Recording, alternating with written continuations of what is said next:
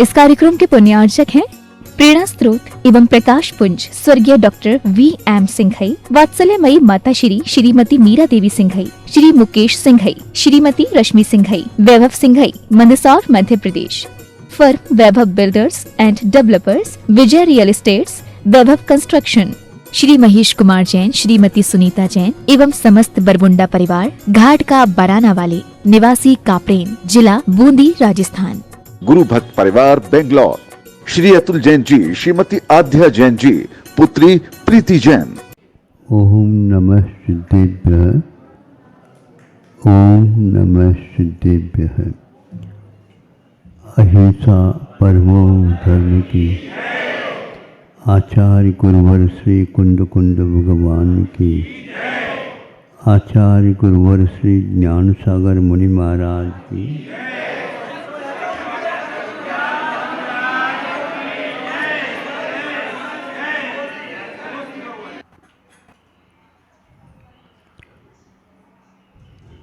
आप लोग रहस्य को समझने का प्रयास करें।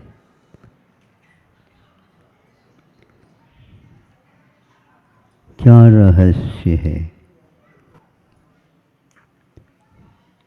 आंखें लाल हैं, आंखें लाल हैं, मन भीतर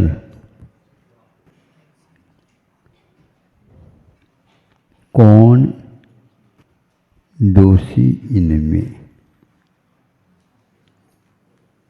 एक बार और बोलो ताकि मुझे भी मुखाग्र बना रहे। आंखें लाल हैं, मन भीतर, मन कहाँ है? मन भीतर कौन इनमें दोषी? कौन इनमें दोषी? कोई, अरे तुमने तो आंखें लाल कर रखी, अरे तुमने तो आंखें लाल कर रखी, हमें देख करके रखी है, हैं? हमें देख करके आंखें लाल करता है? कौन लाल है? कौन लाल है बताओ? दिख रहे हैं उसको तो भूल रहे हो, देख ही नहीं रहे हो, दूसरी बात कह रहे हो, आप लोगों के ऊपर विश्वास नहीं होता। जो दिख रहा है उसको लाल नहीं कह रहे और मन को लाल कह रहे। यह है रहस्य। मराठी में इसको तुझ आहे तुझ पासी पण तू जागा चुकलासी।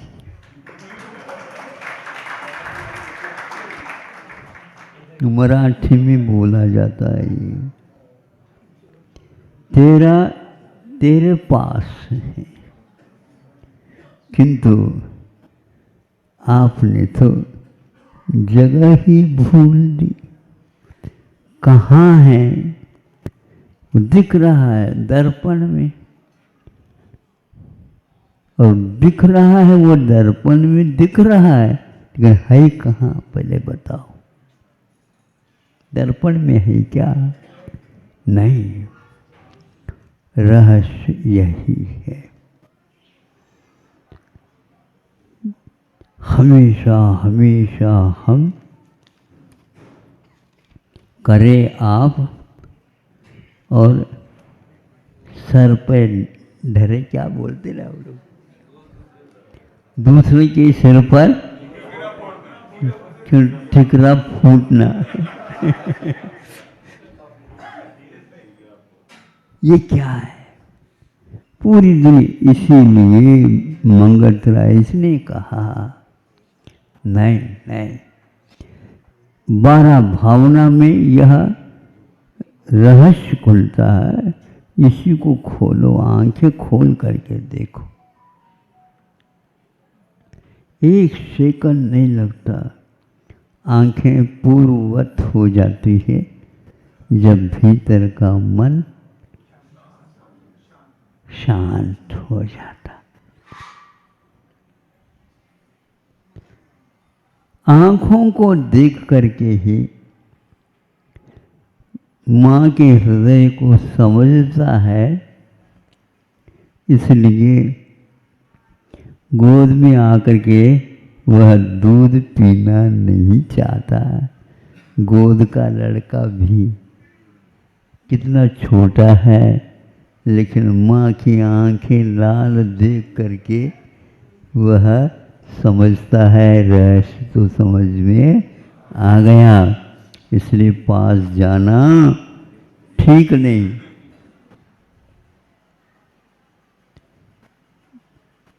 जब लड़का भी, छोटा लड़का भी जान रहा है दद्दा को क्या हो गया, बताओ वो क्यों? दद्दा को यहाँ पर भी समझ में नहीं आएगा रहस्य, और जहाँ जाएगा वहाँ पर भी नहीं आएगा। अब वो जहाँ कहाँ जा रहा है, तो परलोक, परलोक ऊपर ही है ऐसा का रट रखा आप लोगों ने, समझाया है आप लोगों को। परलोक नीचे भी हो सकता,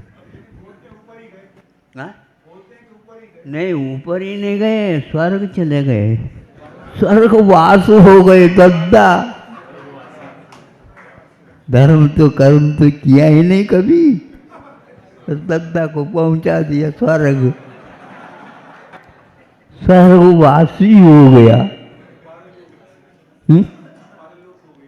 हाँ, क्या हो गया? मतलब शांत, एक प्रकार से हमेशा हमेशा अच्छा सोचा करो, तो ये आप लोगों ने अच्छा सोचा। सब लोगों को स्वर्ग भेज, सब लोगों को स्वर्ग भेज दो।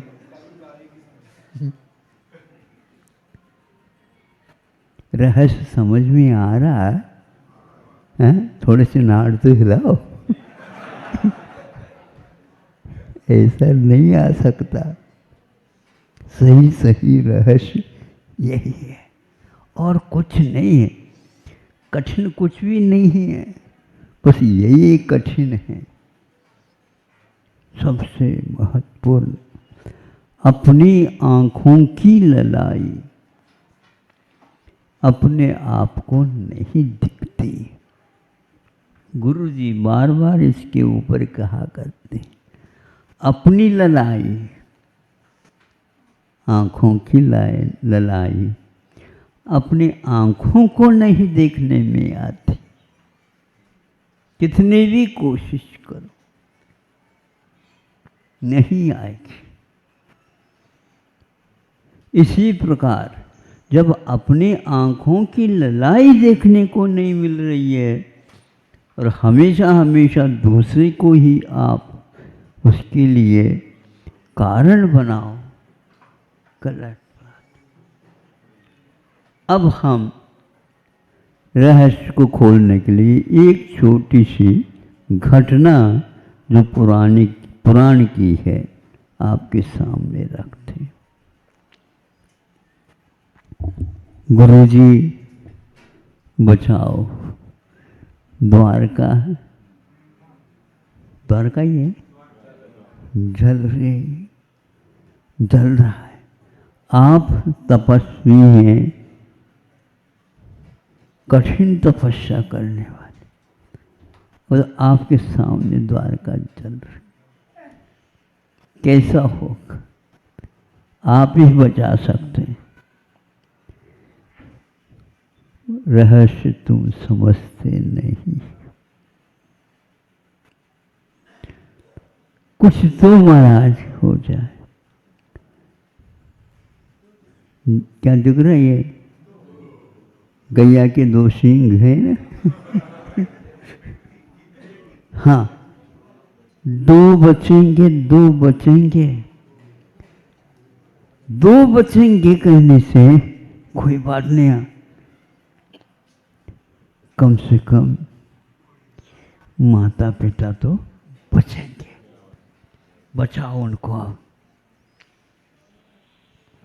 गए बचाने के लिए, वो भी द्वारका से बाहर निकल रहे थे। बाहर निकलने के उपरांत भी बहुत दूर तक वह लफड़े चल रहे थे। अब माता पिता सामने सामने दिख रहे हैं, बलराम और कृष्ण जी को। हाँ, दिख रहे हैं, दिख रहे हैं। देखते देखते देखते उनके ऊपर उस किला का जो दरवाजा है धू धू करते हुए उनके ऊपर ही गिर गया। अंतिम दाह संस्कार की कोई आवश्यकता नहीं पड़ी।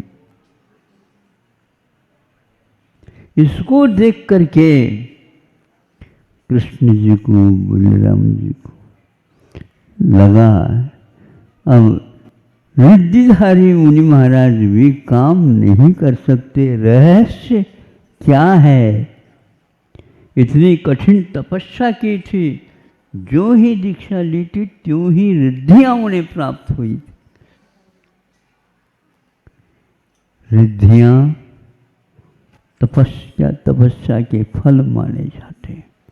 नहीं चाहते हुए भी यह मिलता है, पुरस्कृत किया जाता है। कौन करता? मोक्ष मार्ग।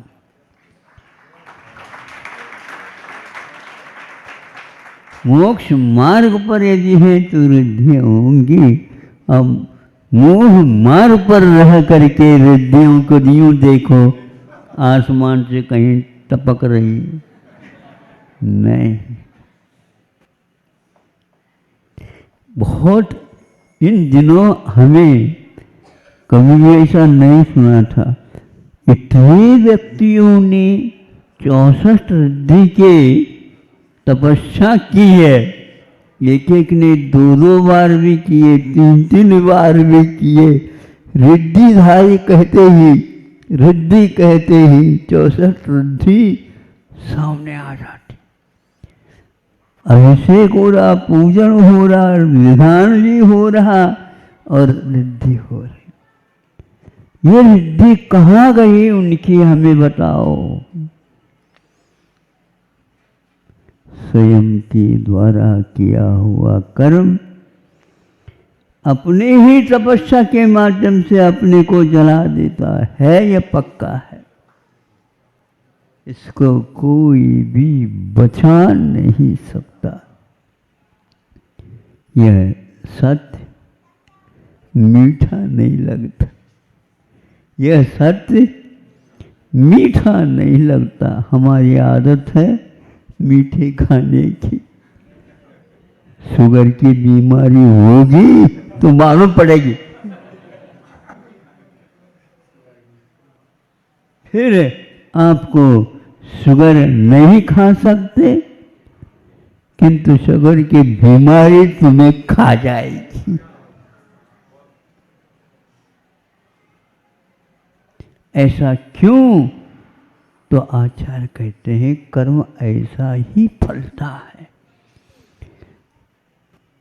कृष्ण और बलराम के माता पिता को भी यह नहीं छूटा, संसर्ग का दोष है। जो 12 योजन से बाहर थे वो सब बच गए।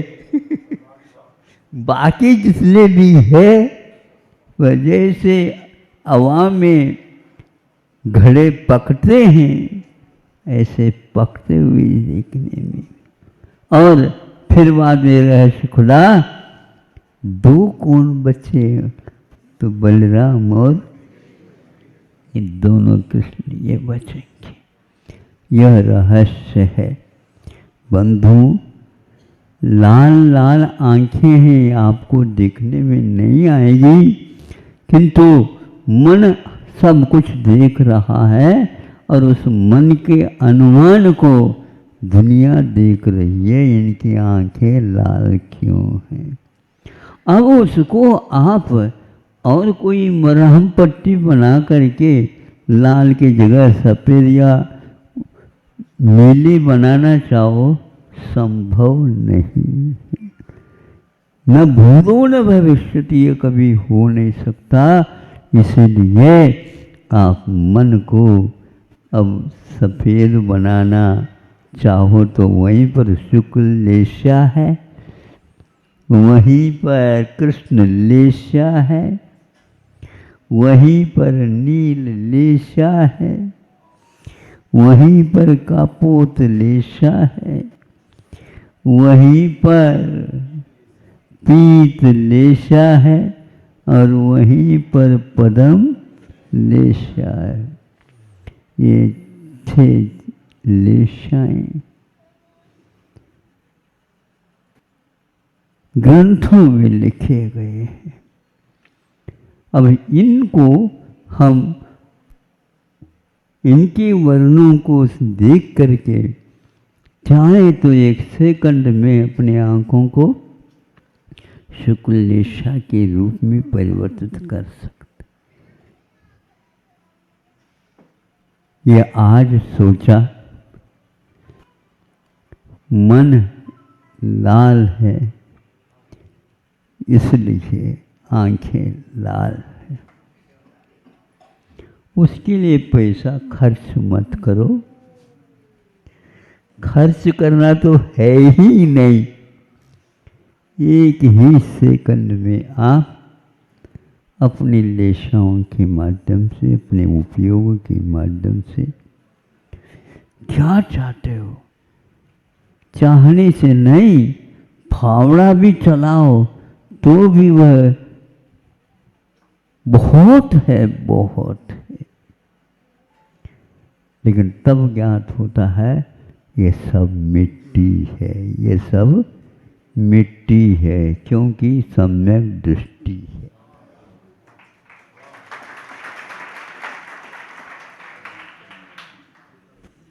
महाराज, सम्यक दृष्टि इतनी आसानी से अपनी है।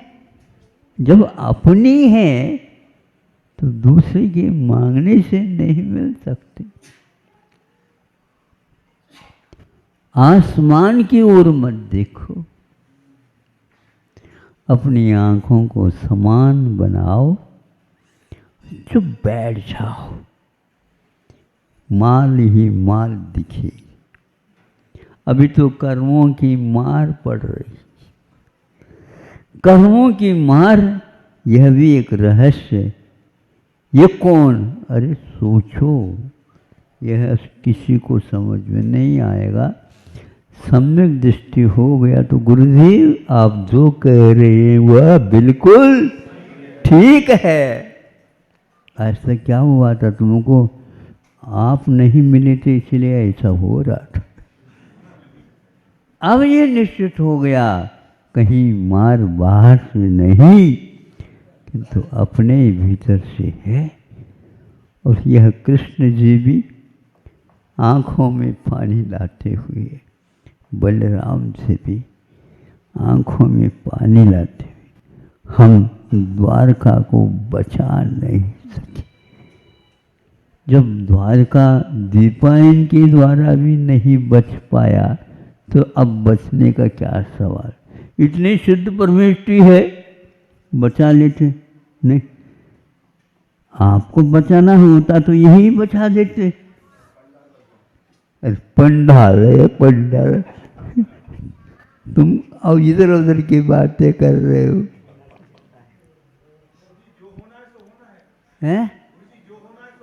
होना ही है, होगा तो होगा, बहुत सरल है, सोच करके कर लो। ये बिल्कुल ठीक कह रहे हैं, होना ही होना।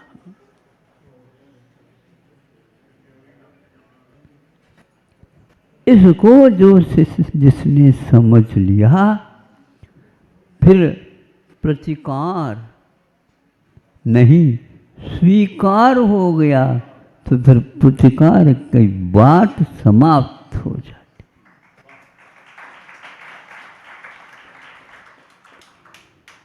तो यह आप लोगों का सौभाग्य है। इस रहस्य को समझने के लिए आप नाड़ भी हिला रहे हैं, दोनों हाथ भी स्वीकारते हो रहे हैं, और नाक आँखों की जो ललाई है वो भी कम हो रही है, लेकिन आपको नहीं दिखेगी क्योंकि आपकी आँखें हैं। मैं तो देख सकता हूँ, और आपकी आँखों के साथ साथ आपके मन को भी देख सकता हूँ, लेकिन मोक्ष मार्गी यदि बनूंगा आपकी आँखें और आपके मन को देखने जानने से नहीं बनूंगा। इसलिए दृष्टि नासा पेदरे, हमारे भगवान के ये रहस्य है, दुनिया को देखना ही नहीं। बहुत देख लिया दुनिया को, किंतु आंखें लाल की जगह लाल ही रह गई। अब किसी प्रकार से न ऑपरेशन होता उसका, न ही उसके लिए कोई दूध घी आदि लगाए जा सकते हैं। यह तो एक बात अंदर की है। इस अंदर की बात को रहस्य से समझ करके गुरुदेवों ने हम लोगों के लिए रहस्य की बात कही, किंतु रुके नहीं, कह करके वे चले गए, क्योंकि इतना ही मोक्ष मार्ग में कार्य होता है। ज़्यादा थोड़ी बहुत उंगलियां पकड़ ले, लेकिन आपकी चाल गुरु की चाल अलग अलग होती है। धीरे धीरे आ जा बेटा, हम धीरे धीरे चल रहे हैं, ठहरो ना, नहीं ठहरो ना, नहीं समझे? बेटा कहता है ठहरो ना, ना नहीं, ठहरना संभव नहीं है मोक्ष मार्ग में। धन्य है वह घड़ी जो 3,9 करोड़ मुनि महाराज इस पथ पर जा रहे हैं। कोई मुड़ करके देख नहीं रहा और कोई रुक नहीं रहा है।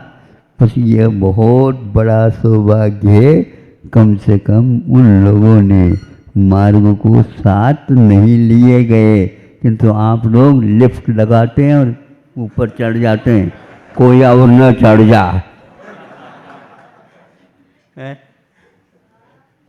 कोई और न चढ़ जा, हमने लिफ्ट बनाई, हम जाएंगे, और जब लाइट करंट नहीं होगी तो वही लटकेंगे। होता है क्या? नहीं होता है। फिर न ऊपर जा सकता न नीचे जा सकता। अहिंसा परमो धर्म। ओम नमः सिद्धेभ्यः। अहिंसा परमो धर्म की आचार्य गुरुवर श्री कुंद भगवान की, आचार्य गुरुवर श्री ज्ञान सागर मुनि महाराज की,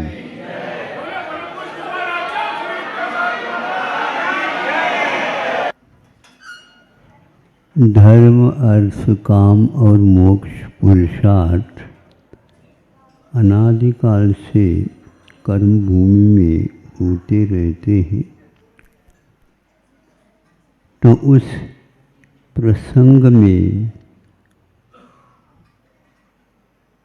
धनार्जन हेतु अपने स्थान में भी और विशेष और चाहिए तो विदेश में भी यह यात्रा की जाती थी।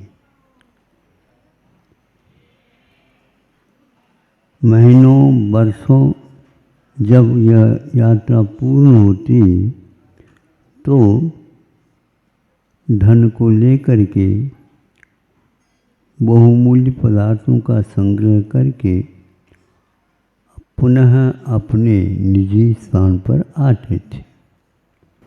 उसी का एक प्रसंग आपके सामने है। मित्र का हो या बीच में ही इस प्रकार एक व्यक्ति का समागम हो और वह दोनों मिलकर के लौट रहे हैं, तो एक व्यक्ति का भाव ये हुआ कि देखो चलो थोड़े से जहाज के ऊपर के तल्ले पर जाएं और समुद्र का निरीक्षण कर ले। दोनों का मन बना और चले, देखते रहे। दोनों धर्मात्मा भी थे।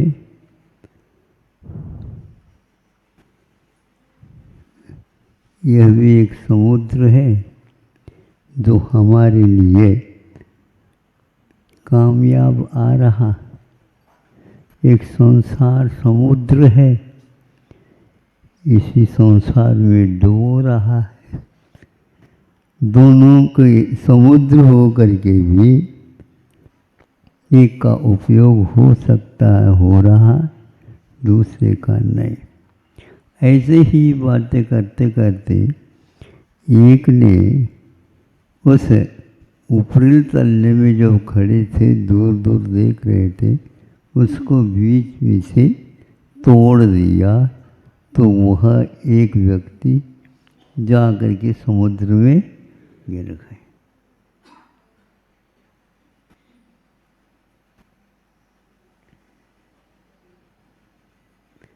भक्तामर्जी में कहते ना, आलम्बनम है पतताम जलानाम।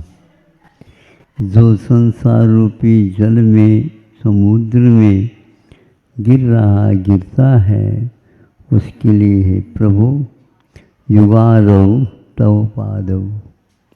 युग के आदि में आपके पाद चरण मात्र आलंबन है और कुछ नहीं। ऐसे प्रसंगों से अब चूंकि वह अकेला हो गया, पूरा धन हमारे नाम से हो गया, ये तो समुद्र को पार कर नहीं सकेगा। और समुद्र में तो निश्चित रूप से हिंस्र जीव जंतु होते हैं, वो इसको यूं खा देंगे, छोड़ देंगे, इनका इतिहास हो जाएगा, कोई भी इनके लिए नहीं आने वाला। इधर वह नीचे आया, जहाज में बैठ गया। उधर बाहर जो गिरा था वह महापुरुषों में एक था। उसने सोचा तात्कालिक कि यह मेरे द्वारा किया, स्वयं कृतम कर्म यदात्मना पुरा। हमने पूरा पहले कभी भी अवश्य ही कर्म किए, वो आज उदय आया। हमने किसी से ऋण लिया, समय पर वह देना तो पड़ेगा ही। चाहे घर बेचो, मार बेचो, कुछ भी बेचो, देना तो पड़ेगा ऋण को। ऐसे ही उन्होंने सोचा कि यह ऋण लिया था समुद्र में गिरने का, वह ऋण में चुका रहा। योग से एक पटिया मिल गई, पटिया, और उस पटिया के आलम्बन से, आलम्बनम भवजले पतताम, पल्ले में यदि पुण्य है तो संसार में, समुद्र में डूबते हुए को भी तिनका सहारा जिसको बोलते, एक तिनका भी सहारा हो सकता है। उसके द्वारा तो कुछ खोने वाला नहीं है, लेकिन वह पुण्य भी ऐसा काम करता है वह तिनके के समान, और उसको आगे आगे बढ़ाते हुए जा रहा। उसी के सहारा से वह पूरा का पूरा समुद्र तैर जाता है साहस के साथ। जब तट पर आया ही नहीं, और उसी समय एक व्यक्ति हाथ जोड़ करके खड़ा रहता है, चलिए आप मेरे साथ। अरे एक साथ देने वाला नीचे गिराया और एक तट पर खड़ा है, चलिए मेरे साथ। बहुत दिन की प्रतीक्षा थी आपकी। तो आप कौन हो, क्यों बुला रहे हो, कहाँ बुला रहे हो? मैं तो एक परदेशी हूँ। हाँ, यहाँ पर तो परदेशी की ही प्रतीक्षा थी, स्वदेशी की नहीं। तो पूछता ऐसा ऐसा है कि यहाँ का राजा का संकल्प है, जब कोई भी मनुष्य अपनी बाहुओं से तैर करके समुद्र को पार करके आ जाता है, उसी के लिए मेरी एक कन्या दी जाएगी और आधा राज्य भी उसके साथ साथ दिया जाएगा। तिनका और ये राज्य की बात कर रहे हैं और कन्या की भी बात कर रहे हैं। क्या होगा पूर्व जीवन में कुछ थोड़ा सा भूल करके पुण्य, जो आज उदय में आकर के इतना सा नहीं पहाड़ बन करके आया। आप लोगों को कभी मिला ऐसा पहाड़? महाराज, हमारे सिर पर तो पाप का पहाड़ फूटता। हाँ बिल्कुल।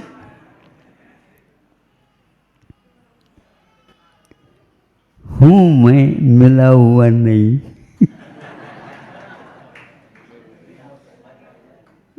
एक दूसरे में कोई मिलता ही नहीं, बीच में थोड़ा सा आ जाता है मिलन का अवसर। हाँ ठीक ठीक। तो वह उसके साथ हो लिया। राजा को कहता है कि ये वही व्यक्ति जिसकी प्रतीक्षा थी, यह समुद्र पार करके आया है। मैं समुद्र तट पर ही रहता था। ये कह रहा है समुद्र तैर करके। सही कहते हो आप। कहाँ के हो? अपने इतिहास पुराण सारा सारा क्यों दे? ऐसा ऐसा था, वो आ गया।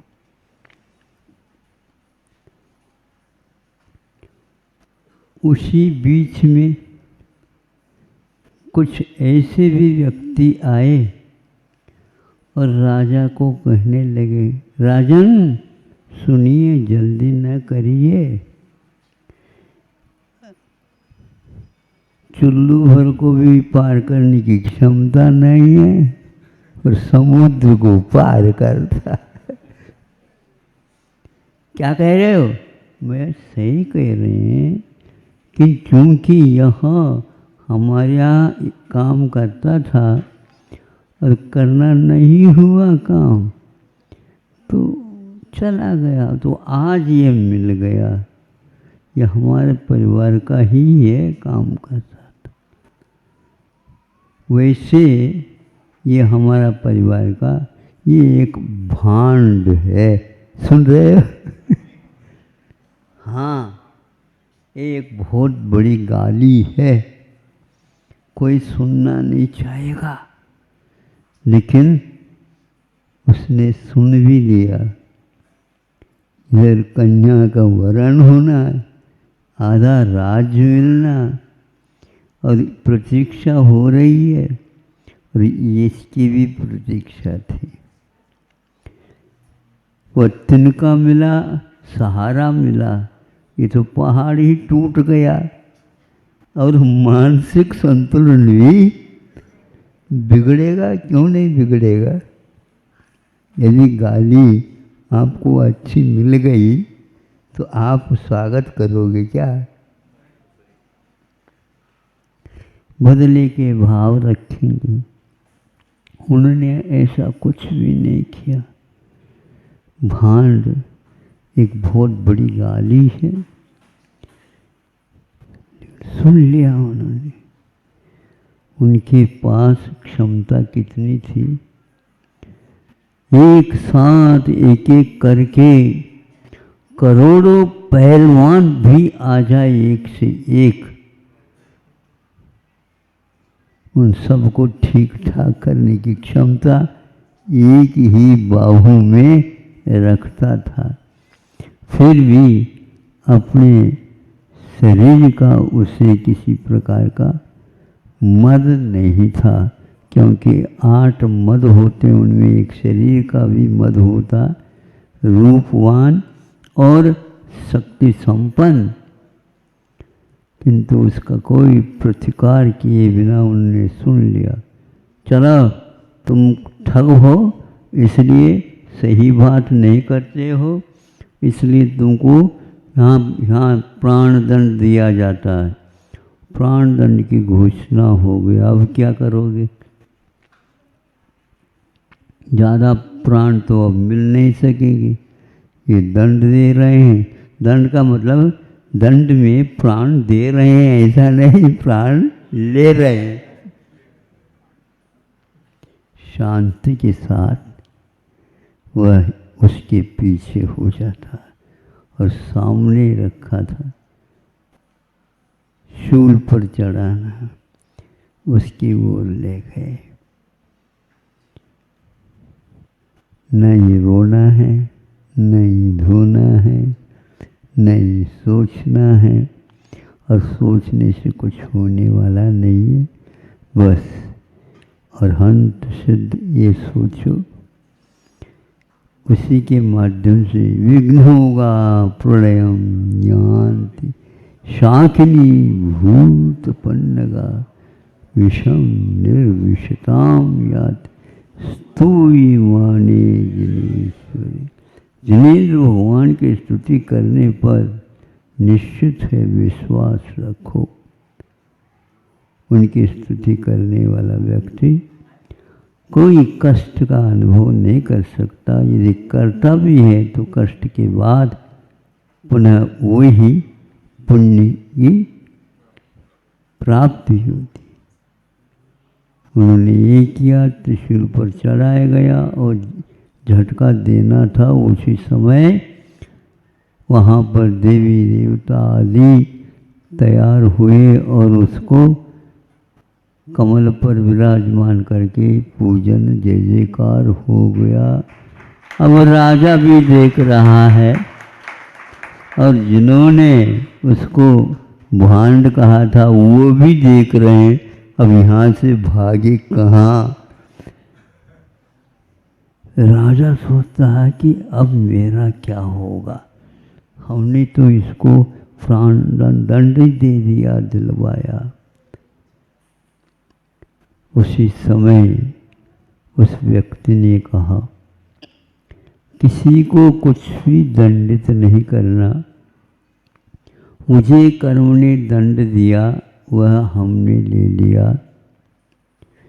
मैं एक यात्री जैसे हूँ, मैं जा रहा हूँ। राजा सोचता है भाग्य हमारा फूट गया, कन्या इतने दिन तक प्रतीक्षा करती रही और ऐसे व्यक्ति को हमने त्रिशूल में रखा। वो क्षमा कर दीजिए, खमामी खमामी क्षमा कर दीजिए, मैं बोलने में आ गया, विचार नहीं किया और विचार करने का अवसर भी नहीं था। तो बस उसी समय उनका तुम्हारा कोई भी इसमें दोष नहीं।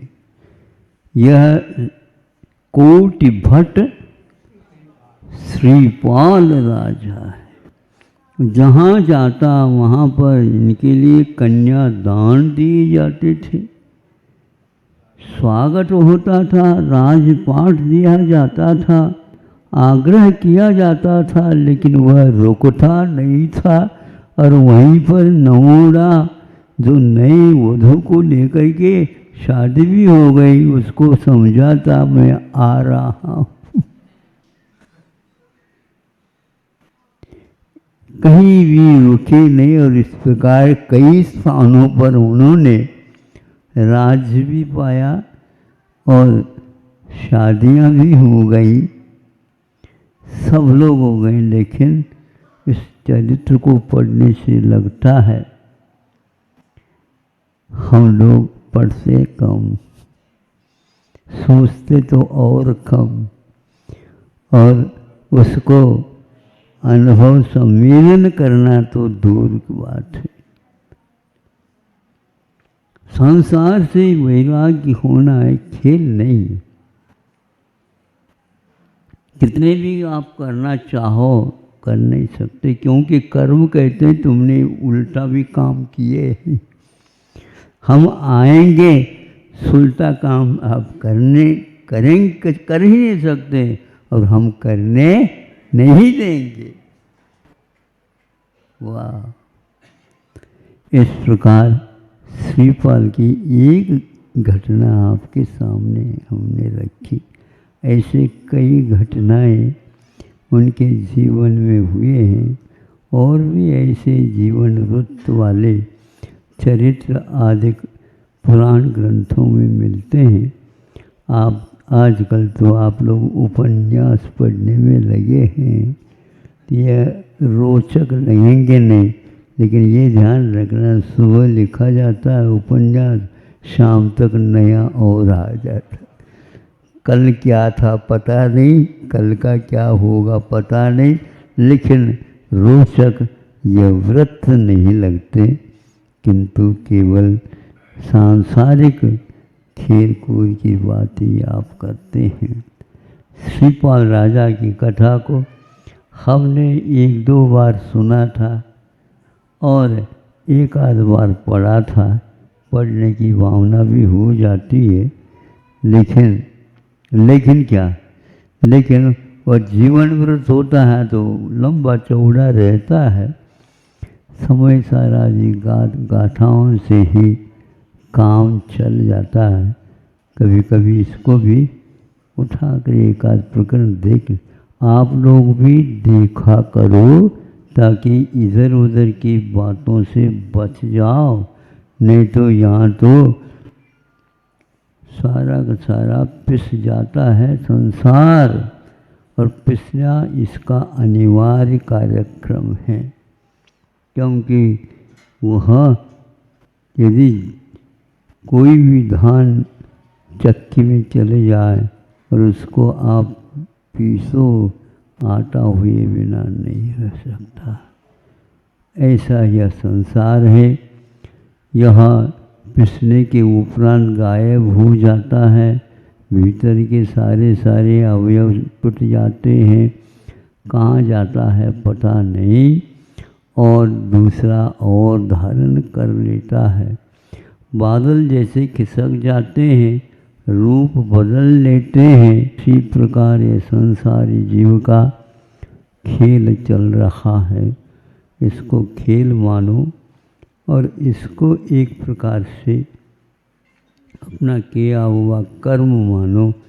यही एकमात्र आपका दैनंदिन कार्यक्रम हो। रात में भी इसी प्रकार के स्वप्न आप देखा करो, ताकि आगे के जो शेष जीवन है उसको हम पाप पुण्य फल माय हरक विलखो, मत भाई यह पुद्गल पर जाए, उपल मिल से स्थिर नाय है। उत्पन्न होना मिट जाना यह एक प्रकार से इसका स्वभाव है।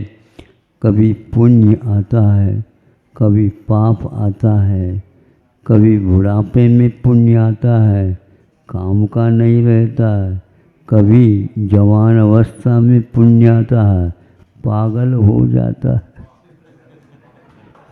अब पागल को हम कहाँ चिकित्सा दे, पूरे पूरे पागल का जमानत है, तो किसको किसको हम ग्वालियर ले जाए, आगरा पहुंचा दे।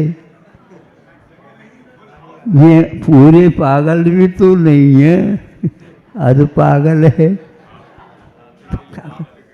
हाँ हाफ माइंड, क्या करें। चिकित्सा तो पुण्य के बिना हमारी हो ही नहीं सकती। अहिंसा परमो, अहिंसा परमो धर्म की। आचार्य गुरुवर श्री कुंद कुंद भगवान की। आचार्य गुरुवर श्री ज्ञान सागर मुनि महाराज की।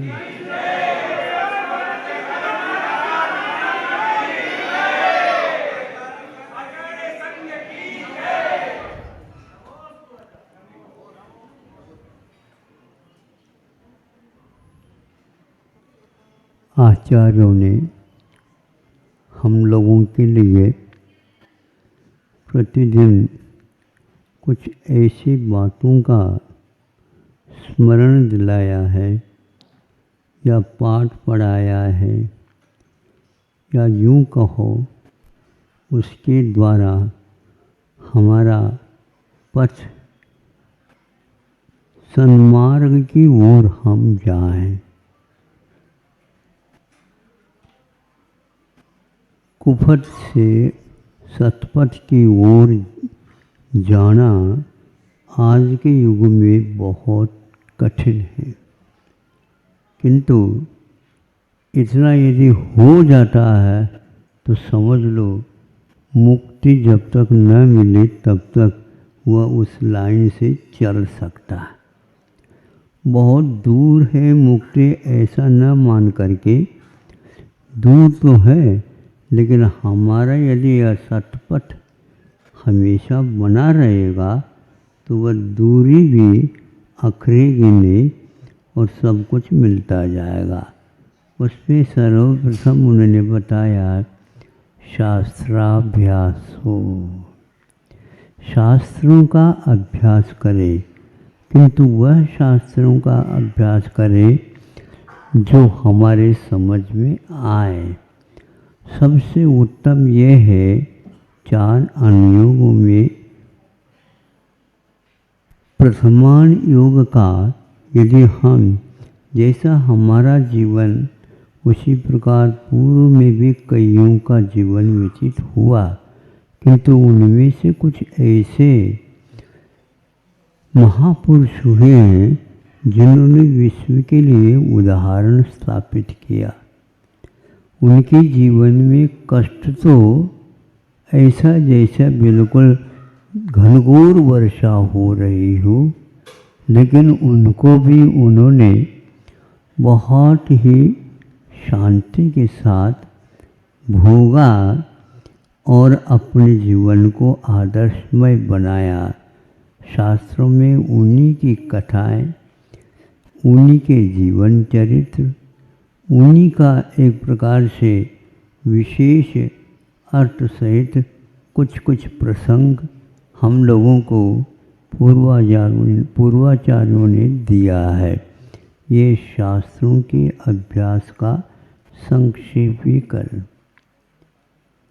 जिनपत नृति है, जिन्होंने अपने आप को जीता है, कर्मों को जीता है, अपने इंद्रियों को जीता है, अपने आप को आपे में रखा हो, तो फिर क्या कहना।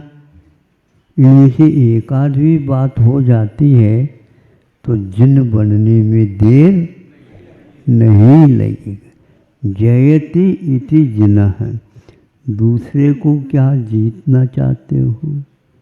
दूसरे बहुत बार जीते गए लेकिन वे गए, उनसे न उनका कुछ उद्धार हुआ न हमारा उद्धार हुआ। हमें उसे जीतना है जिसके द्वारा उसका भी उद्धार हो और हमारा भी उद्धार हो, या तो जीर्णोद्धार हो। हम जीर्ण शीर्ण होते जा रहे हैं, इसलिए जीर्णोद्धार की बात मैं कर रहा हूँ। जनपति नृत्य इनकी स्तुति करते रहे।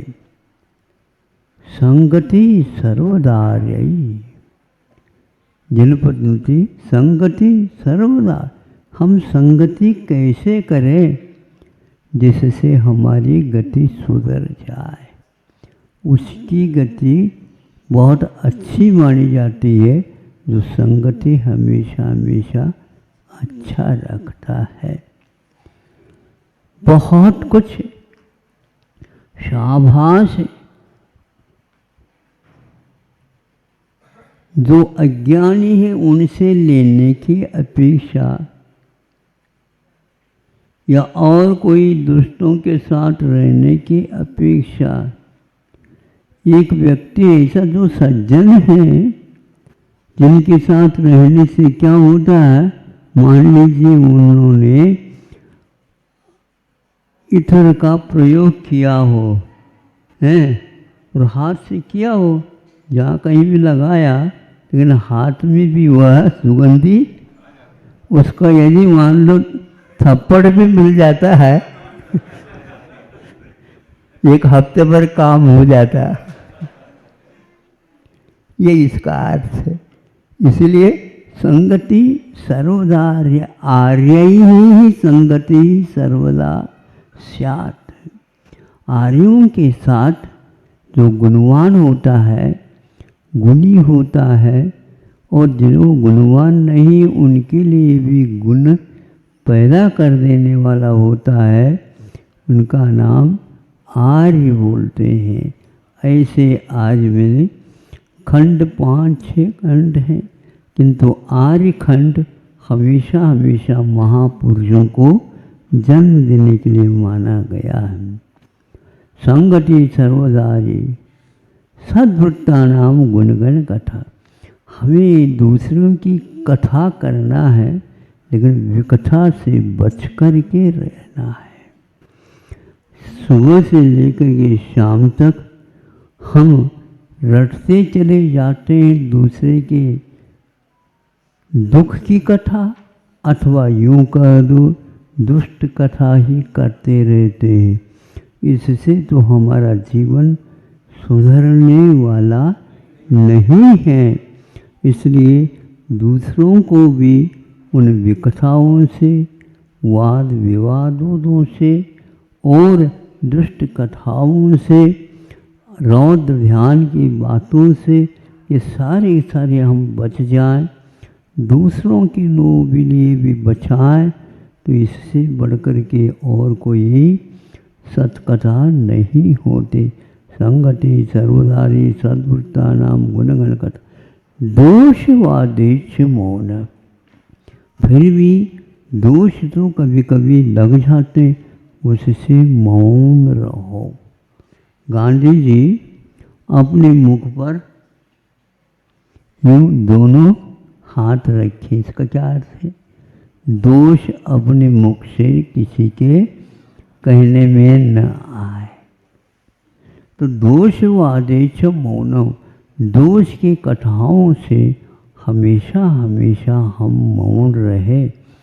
मौन रहना अपने आप में एक प्रकार से अच्छी कथा की ओर ही जाना है। हम और विकथाओं की ओर जाने की अपेक्षा से पुराण पुरुषों की कथाओं को ही हमेशा हमेशा ध्यान में रखें। यही हमारे छोटे से जीवन का सार है। संगति सर्वदारे सद्वृत्ता नाम गुणगण कथा दोषवादी च सर्वशापी प्रिय हितवचु। सभी के साथ यदि बोलना आवश्यक है बोलो, किंतु हित बोलो जिससे उनका भी हित हो और अपना भी हित हो। मित थोड़ा सा बोलो, ज़्यादा न बोलो। बोलते गए तो क्रियापद ही नहीं लगे। हाँ, 2-2 पृष्ठ का एक एक वाक्य बन जाए उस अपेक्षा से हित। मित मिष्ट जानते हो, मिठाई। हाँ, तो मिठाई जैसे हम खा रहे हों ऐसा श्रुति मधुर जिसको बोलते हैं, कर्ण प्रिय जिसको बोलते हैं। दोषवादी च मौनम सर्वशापी प्रिय हितवचो। सभी जीवों के प्रति सामान्य से प्रिय वचनों का हमेशा हमेशा व्यवहार करना चाहिए। ये सब बातें भगवान कब तक? जब तक आपका साक्षात्कार नहीं हो, मुक्ति का लाभ न हो, तब तक ये हम थोड़ी सी बातें आपसे मांग रहे हैं, आपसे मिल जाए तो बहुत अच्छा है। आज सोच रहा था थोड़े से आप लोगों के कानों के लिए विश्राम मिल जाए, किंतु आपका भाग्य था हमारा मुख बोल पड़ा। ऐसा परमो धर्म की जय। इस कार्यक्रम के पुण्यार्चक थे प्रेरणा स्रोत एवं प्रकाश पुंज स्वर्गीय डॉक्टर V.M. सिंघई, वात्सल्यमयी माता Shrimati Meera Devi Singhai, Shri Mukesh Singhai, Shrimati Rashmi Singhai, Vaibhav Singhai, Mandsaur Madhya Pradesh. Firm Vaibhav builders and developers, Vijay real estates, Vaibhav construction. Shri Mahesh Kumar Jain, Shrimati Sunita Jain एवं समस्त बरमुंडा परिवार, घाट का बराना वाले, निवासी कापरेन, जिला बूंदी, राजस्थान।